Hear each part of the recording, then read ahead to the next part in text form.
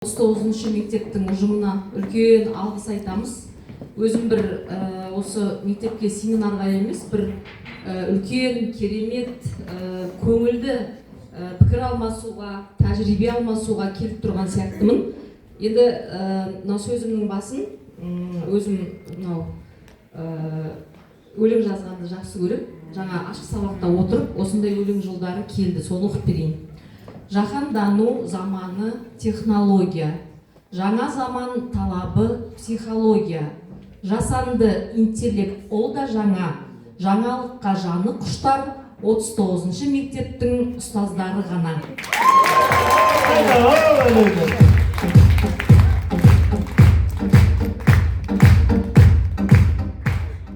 Жанға жылу сыйлады бұл семинар, ұстаздан шәкірт озған талаптылар. Жұлдызы жана берсін шәкірттердің, ізгі ниетті ақ жүректі Бауыржан аға.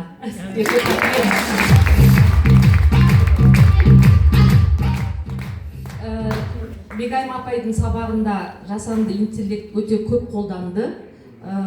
Ұстазымыз үлкен алғыс айтамыз, сабағыңыз өте қызықты болды. Астана қаласы туралы мен өзім сол қаланың ішінде жүргендей болдым. Тақырып Астана қаласы туралы болды және қазақ тілінде сіздер білесіздер, 4 дағды бар: айтылым, жазылым, оқылым және тыңдалым. Осы 4 дағдының барлығы қамтылды.